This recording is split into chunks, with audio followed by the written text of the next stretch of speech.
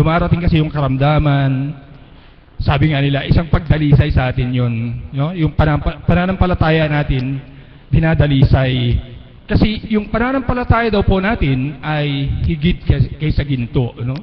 Kung yung ginto dinadalisay, tayo rin dinadalisay ng Panginoon na higit kaysa ginto yung ating pananampalataya.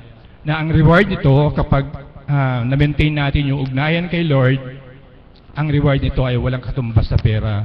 Yun naman ang pinakahangad-hangad natin lahat, yung buhay na walang hanggan. Nabanggit ko na rin po noon na dati hindi ko pa kilala ang Divine Mercy, pero bigla lang sa akin yung picture ng Divine Mercy, yun ang start ng devotion ko sa kanya. Pinalaminate ko po yung kanyang picture, then tuwing alas 3, araw-araw nagdarasal po ako ng Divine Mercy. Kaya iyon ang isa sa mga devotion ko na araw-araw na ginagawa. Kaya nung karoon ng karamdaman yung anak ko, tagbo kami dito para patuloy na hilingin ang kanyang kagalingan sa mata. At may ikukwento po ako sa inyo tungkol dito nga sa Divine Mercy. No? One time, niloob ni Lord na makapag-schooling ako sa ibang bansa. At itong pagdarasal ng Divine Mercy, minimaintain ko po. Nasa gym po ako. Nasa gym po ako. At napakaraming tao. Inaabot ako ng alas 3 doon. Pumunta ako sa gilid. Nag-pray ako. Then, may nakakita sa akin na babae. Akala niya umihi ako doon sa gilid. Tapos tumawag siya ng pulis kasi doon talaga mabilis ang reaksyon ng mga mamaya-maya nandun na yung pulis. Dinala ako, kinuha nila ako, kinulong nila ako pansamantala. Then dinala ako doon sa opisina ng International Student Office. Then inimbestigahan ako, ganyan, tinanong-tanong. Maraming tinatanong. Pero nung tinanong ako nung pinakamataas nung student office nun sa International Student Office, ano ba ang suot mo nung nasa gym ka, sabi niya. Naka-jogging pants po ako, sabi ko ganyan. At alam nila na wala namang zipper yung jogging pants. Bago ka siyempre ibababa mo muna. Kaya yung pulis na humuli sa akin, nagkataong Katoliko pala. Nagkita kami sa chapel doon sa kampo nung sa Texas.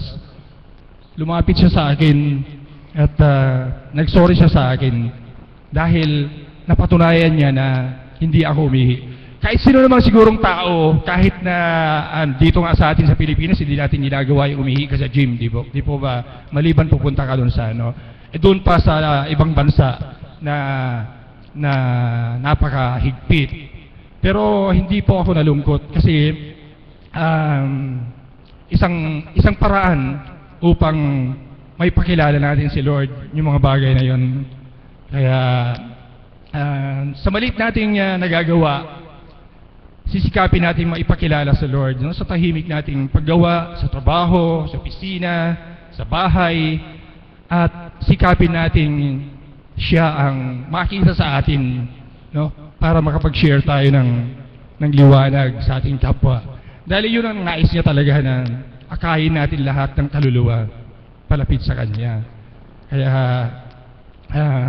yung pagsasalita sa harapan dito, isang paraan upang ipakilala rin siya. Kasi may isang verse dun sa Bible na ang sino mang kumilala sa akin sa harapan ng tao ay kikilalanin ko rin naman sa harapan ng aking Ama. Maraming salamat po. That was very wonderful. Salamat po sa iyo, mahal na kapatid. Ano nga po yung pangalan mo? Hello? Brother Mar. Yun. Hindi ako nakinig. Sinabi niya yung buong pangalan niya. Talaga si Tita Promise. No? Palakpakan po natin ang buhay na Diyos. Purihin ang Diyos. Napakaganda po na ibinahagi niya. Kung kayo po ay nakinig at sinabayan nyo ng pagninilay, meron po kayong nakamit. Amen po ba doon? Yes, at purihin ang Ama, purihin dakilain siya, sapagkat sa kanilang mataimtim na pananalig sa Panginoon, sa divine mercy ng ating pinaglilingkuran, ang mata ng kanilang anak ay nabigyan ng linaw. Amen po ba? And not only that, hindi na po nag-undergo ng surgery. Amen po ba doon? Yes, kanya po yung kalahati nung niloan niya, dun sa retirement niya, tama po ba? Pinadala niya po dun sa Tacloban. Tama po ba? Purihin ang Diyos, sapagkat nga po bibihira ang taong may ganong kaisipan. Kapag hindi nga po ang Panginoon na naghahari sa atin, sasabihin niya, ba't na mapapadala ko pa ito, pinaghirapan ko ito ng ilang taon, di ba? At saka, kung gumaling man yung anak ko, pinagdasal ko ito sa kanya, pero subalit, ang Panginoon ang siyang nagharing ganap sa kanyang puso't kaisipan, kung kaya't ang kanyang natamo, at kung ano man ang kanyang na-save out of it, isinyer niya naman doon sa higit na nangangailangan. Palakpakan po natin ang buhay na Diyos.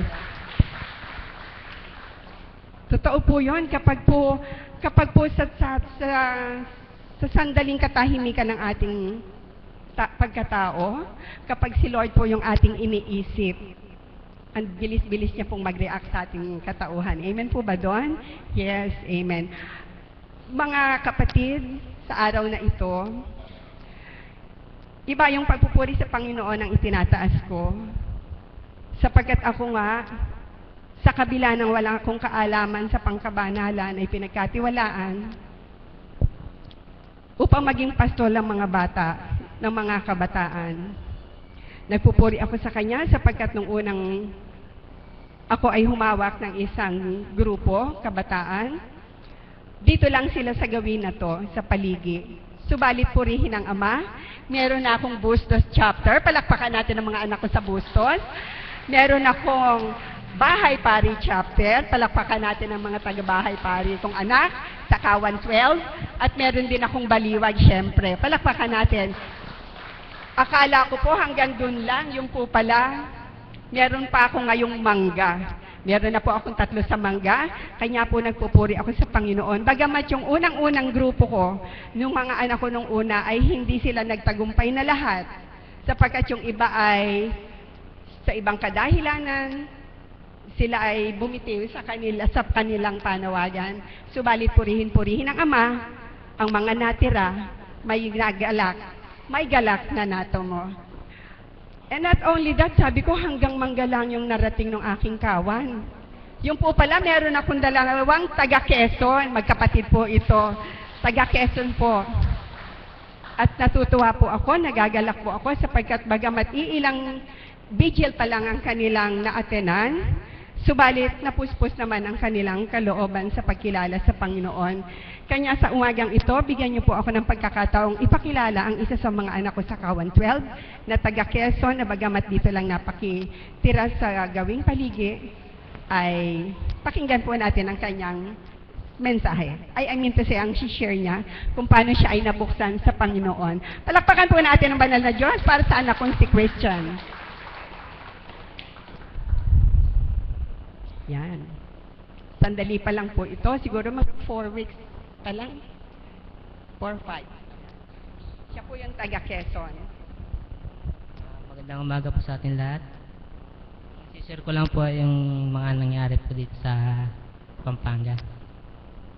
Unang-una po nagpapasalamat po ako sa Ama kasi dahil po sa Kanya, nakilala ko po siya. Dahil po sa pamilya Arao, kung dahil po sa kanila, hindi ko nakilala uli ang Ama.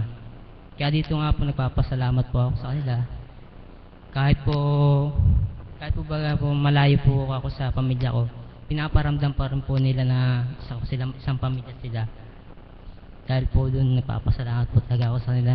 At kaya hindi po ako nawawalan po ng pag-asa at laban lang po ng laban. Kaya po, hindi po kinakabahan po.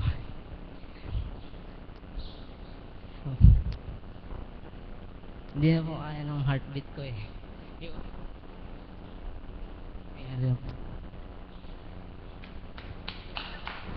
Salamat anak ko. Salamat sa iyo. Hindi na po kaya nung kanyang heartbeat. eh gusto ko naman po siyang pahiramin ng heartbeat, hindi lang pwede. Hindi po ba? Amen po ba doon? Okay. So, pakinggan naman po natin ang isa sa mga anak ko na sa kabila ng maraming pagdalisay sa kanya, sa murang isipan niya, patuloy at patuloy siyang ginagabayan ng Panginoon sa kanyang pag-aaral, sa araw at pakikisalamuhan niya sa eskwelahan. Palakpakan po natin ang aking anak na si Joyce, na taga-bahay pare, kung ano ang kaganapan at kung ano ang nadama niya sa dambanang ito, buhat nang siya ay naging Kawan 12. Si Joyce Tarok.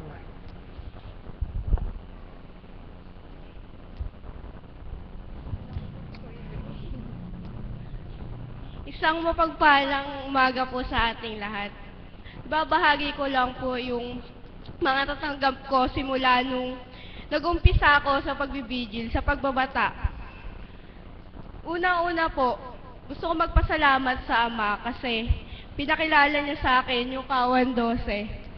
At lalong-lalo na po yung aming inang pastor na nagpapasensya sa amin kahit madalas kaming maingay.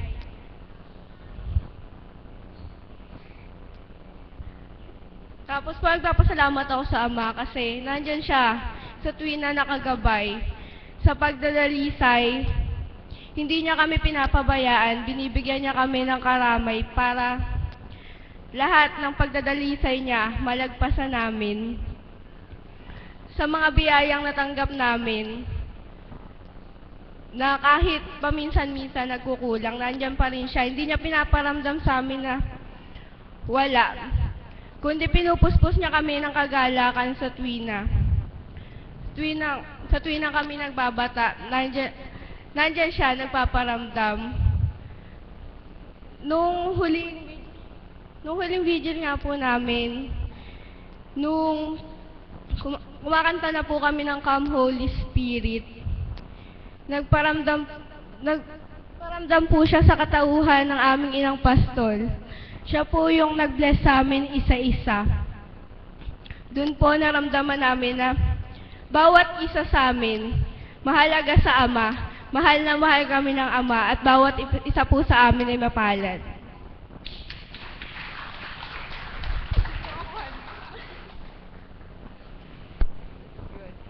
Thank you. Maraming salamat po sa iyo. Palakpakan po natin muli ang buhay na Diyos. Naiinip na po ba kayo? Huwag po kayong mainip sapagkat yung minimithi yung masilayan sa araw na ito ay daratal sapagkat bigyan lamang po natin ng pagkakataon sapagkat pagalang lupang katawan. Amen po ba doon? Okay. So, dalawa na po yung anak ko na nakilala nyo. Pasensya na po kayo. Proud na proud po kasi ako dito sa mga anak ko na to. Kanya gusto kong makilala nyo sila.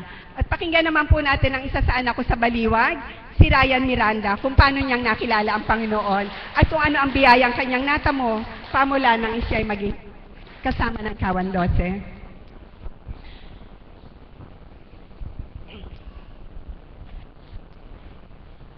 Magandang umaga po sa inyo lahat. Kasi share ko lang po yung mga biyaya po natanggap ko dito po sa dako na to. Ano po, masasabi ko po na puspos po kami ng biyaya ng pamilya ko sa araw-araw po. Na hindi po niya kami yung pinapabayaan sa tuwi-tuwi na po.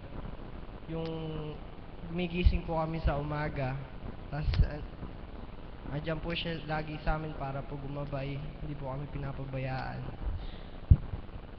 Ano po, so sabi ko po na sa dati ko pong buhay, baga po parang andun po yung paghahanap bilang tao po, naghahanap ka po nung mas malaking biyaya na makakamit mo. Pero po nung napunta po kami sa dako na to, kung ano po yung dumating na biyaya sa amin, talaga pong bless na bless po kami, masaya na po kami, di man po ganun kalaki. Masaya na po kami. Yun po, tas pinagpapasalamat ko din po na binigyan po ako ng mga magulang na sobrang supportive, na maunawain, lagi po nandyan para sa amin. Na siya pong umakay sa amin dito sa dako na to para po matuto kami ng mga mabuting asal, magagandang salita. Nagpapasalamat din po ako na pinagkalooban po kami ng inang pastol na lagi po nandyan si Mami Promise po na sa tuwi-tuwi na po tinuturuan po kami ng mga gandang asal kahit po makukulit kami minsan napapagalit po namin. Nandiyan pa rin po siya para po turuan po kami na pinagtitiisan po niya yung ganun po ba na gusto po nandun po yung kagustuhan na talaga pong lumaki po kami sa piling po ng Ama. Yun lang po. Maraming salamat.